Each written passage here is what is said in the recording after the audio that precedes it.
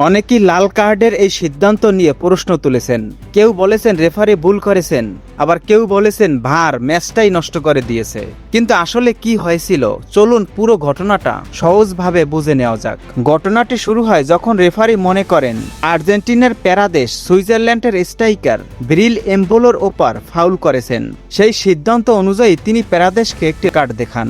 কিন্তু এরপর বার রিভিউ করা হয়। রিপ্লেতে স্পষ্ট দেখা যায় প্যারাদেশ কোনো ফাউল করেননি, বরং এমবোলো নিজেই ইচ্ছাকৃতভাবে পরে গিয়ে ফাউল আদায়ের চেষ্টা করেছেন।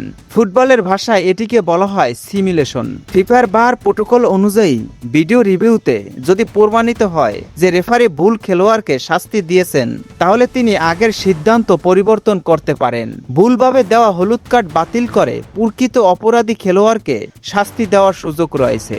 ঠিক সেটাই হয়েছে এই ম্যাচে। প্যারাদেশের হলুদ কার্ড বাতিল করা হয় এবং সিমুলেশনের জন্য এমবোলোকে হলুদ কার্ড দেখানো হয়। কিন্তু এখানেই রয়েছে আসল বিষয়। এর আগেই এমবোলো একটি হলুদ কার্ড পেয়েছিলেন, ফলে এটি ছিল তার দ্বিতীয় হলুদ কার্ড। আর ফুটবলের নিয়ম অনুযায়ী দ্বিতীয় হলুদ কার্ড মানেই স্বয়ংক্রিয়ভাবে লাল কার্ড। তাই প্যারাদেশের হলুদ কার্ড বাতিল হওয়া এবং এমবোলোর লাল কার্ড পাওয়া দুটো সিদ্ধান্তই ফিফার বার প্রোটোকল ও ফুটবলের আইন অনুযায়ী সঠিক।